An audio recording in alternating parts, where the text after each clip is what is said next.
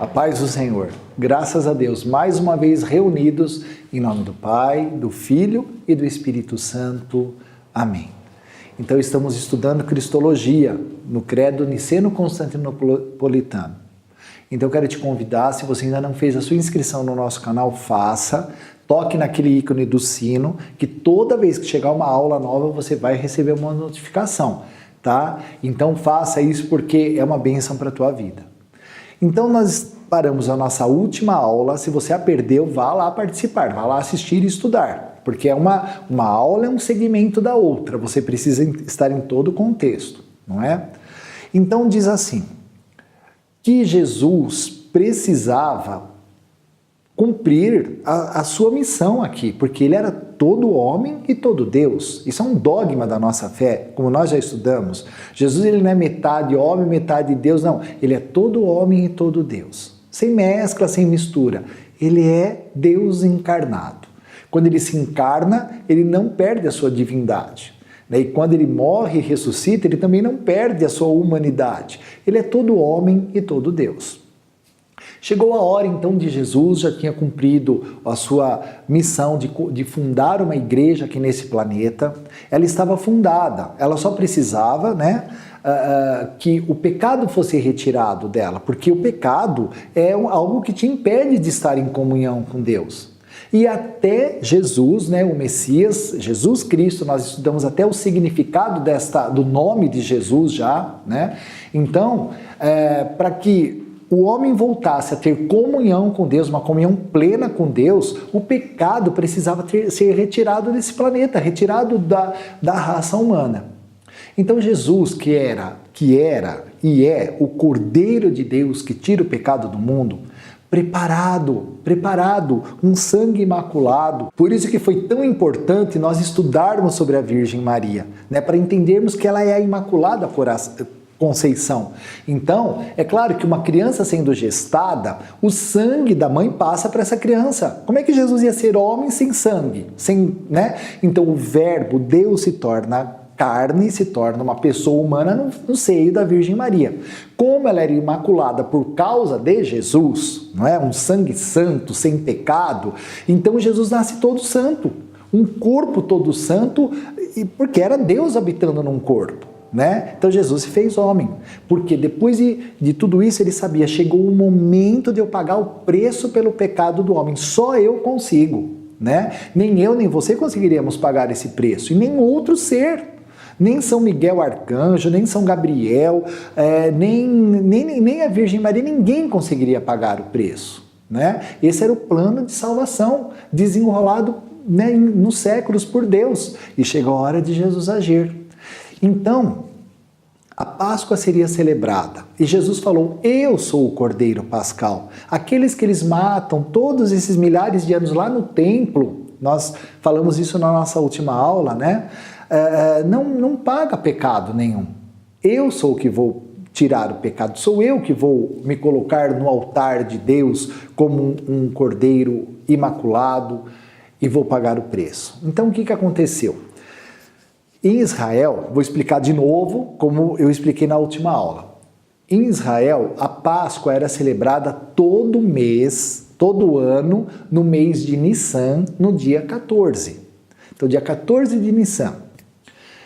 Só que nesta hora, neste ano em que Jesus fala, pronto, já está tudo pronto, os apóstolos já estão escolhidos, eu vou celebrar a Páscoa com eles. Só que Jesus antecipou a Páscoa, ele precisava levar tudo à perfeição. Ele não aboliu o Velho Testamento, mas ele levou tudo à perfeição. Então, naquele ano em Israel, o dia 14 de Nissan caía num sábado. E esse era, entre aspas, um problema. Por quê?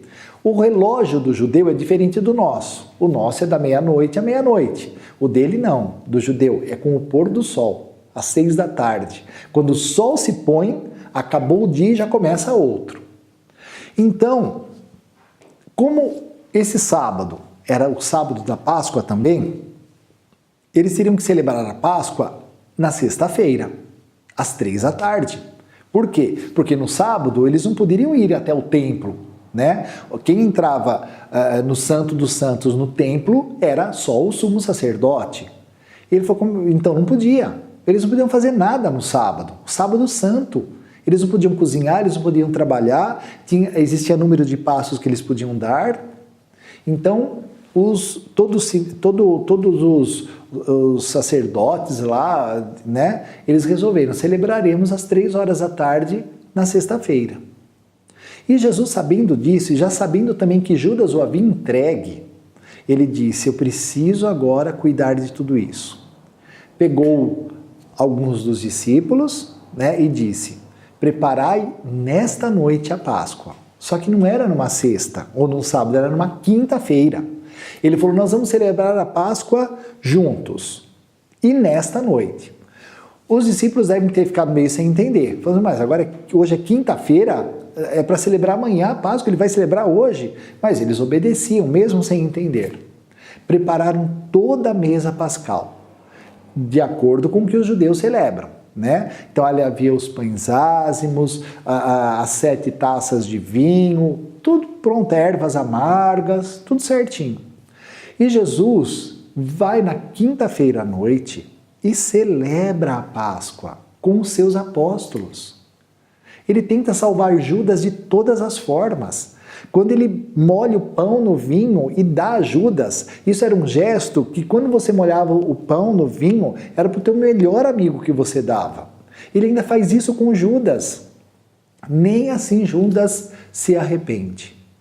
E quando Judas não se arrepende, Jesus fala para ele, vai, faz o que você tem para fazer. Os outros discípulos achavam que ele tinha combinado algo com Jesus, né? E quando Judas sai, o demônio, ele se incorpora, ele fica endemoniado e faz tudo o que tem que fazer, ele entrega, ele vende Jesus mesmo. E Jesus então, naquela bendita hora, faz algo que nem os discípulos, os apóstolos ali estavam esperando. Ele escolheu ali os 12, né? Mas Judas sai, depois Matias é incorporado no lugar de Judas. Nós vemos isso em Atos dos Apóstolos, capítulo 1. Depois você pode conferir. Então Jesus escolheu esses 12, estou incluindo Matias, né? Que nem estava aí nessa hora. E faz algo extraordinário naquela noite. Ele lava o pé dos apóstolos. Ele depõe do manto. Imagina isso, gente. Ele era o mestre. E o depor o manto significa depois da sua autoridade. Se inclina e lava o pé deles. Pedro fica assim chocado com essa atitude de Jesus. Mas Jesus explica, Pedro, você vai ter que fazer a mesma coisa. Nós não estamos aqui para ser servidos, nós estamos aqui para servir. Então nós, igreja, nós estamos aqui para servir. Deus não te chamou, sabe, para você ser o bambambam, para você viver no ouro, na pompa, nas joias, no carrão, na casa magnífica. Não, você é servo, meu filho. Deus te escolheu, como escolheu os 12, né? Nos escolheu para serviço.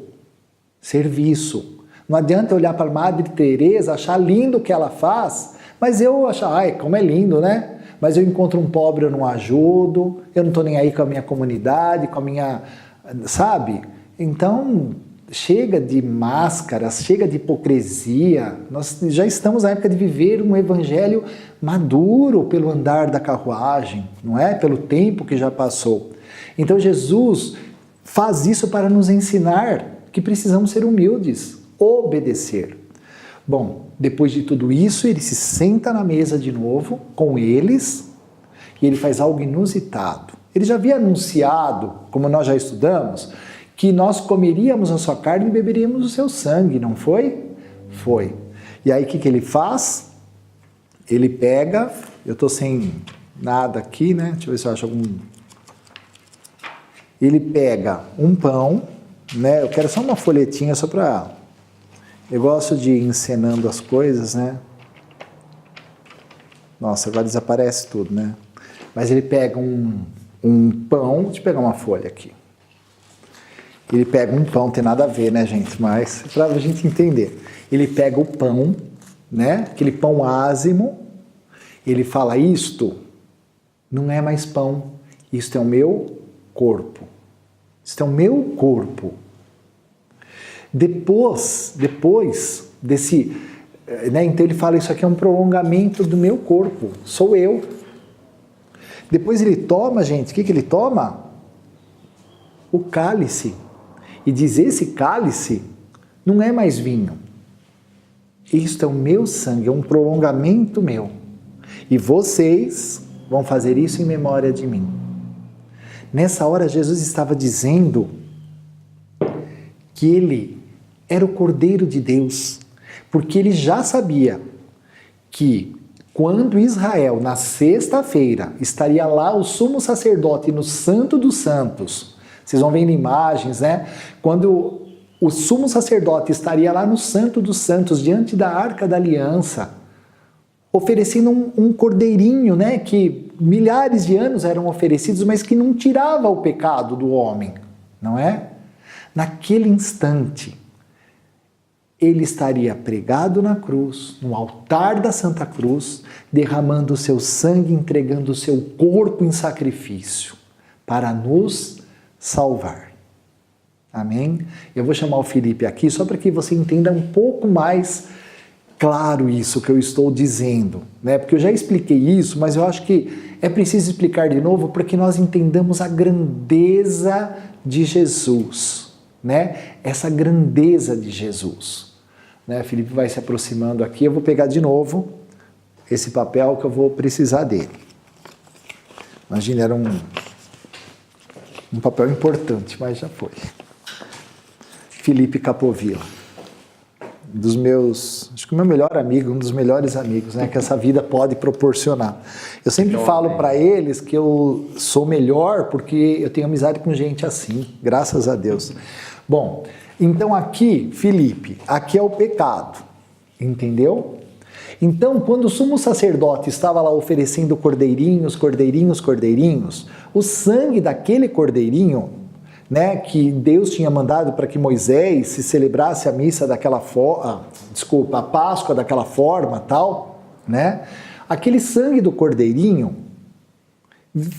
o pecado estava na alma do homem, mas Deus viu que o sacrifício no templo e o sangue do cordeirinho encobria o pecado. Então encobria o pecado.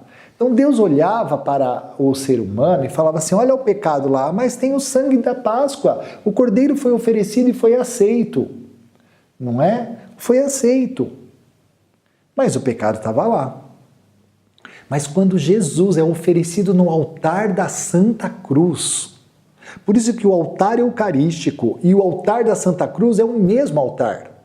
Quando o Cordeiro de Deus é imolado no altar da Santa Cruz, quando Jesus diz tetelestai, está consumado, o sacrifício está pago, o preço está pago, Jesus naquela hora, ele obtém a autoridade do mundo espiritual para não encobrir o pecado do homem, mas pelo seu sangue na cruz, como João Batista disse, eis o Cordeiro de Deus que tira o pecado do mundo.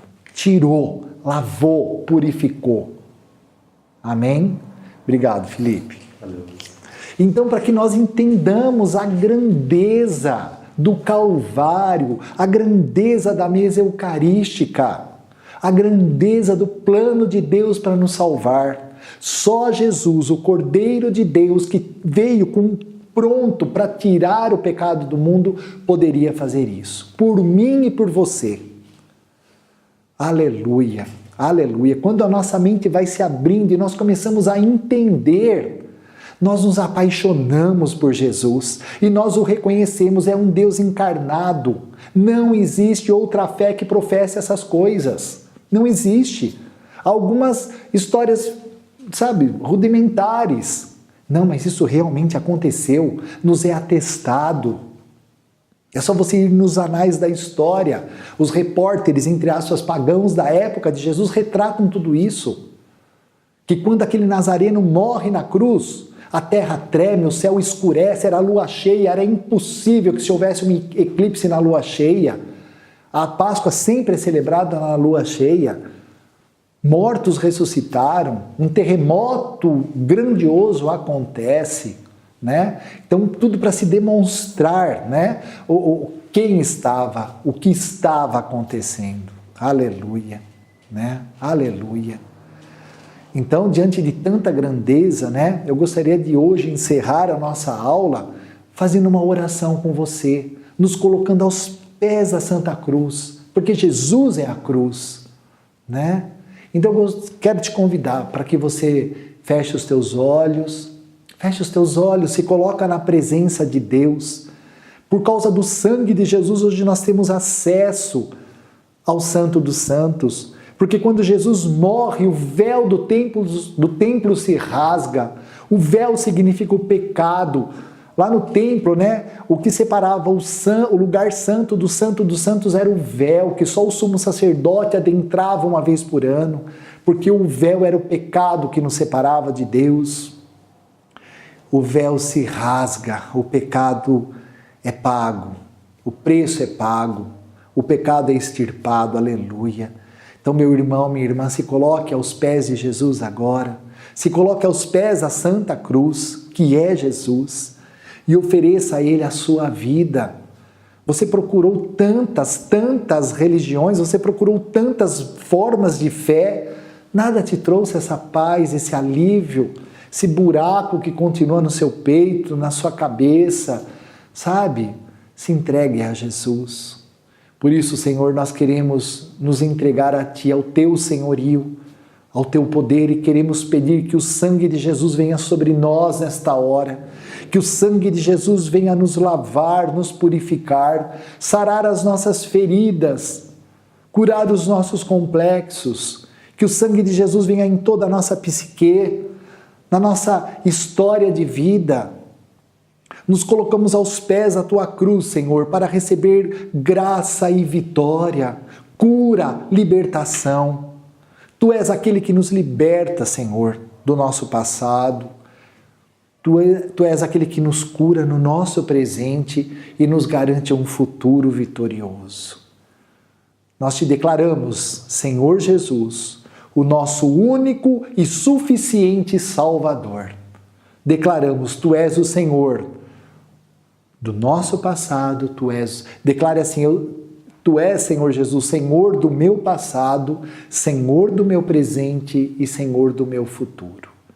Eu quero que o senhorio de Jesus esteja sobre mim e sobre a minha vida. Amém. Amém. Você pode sempre orar, buscar o Senhor. Vá para o quarto do seu coração, feche as portas, fique sozinho com Jesus. Você está precisando de Jesus, só dele. Entre em intimidade com Ele.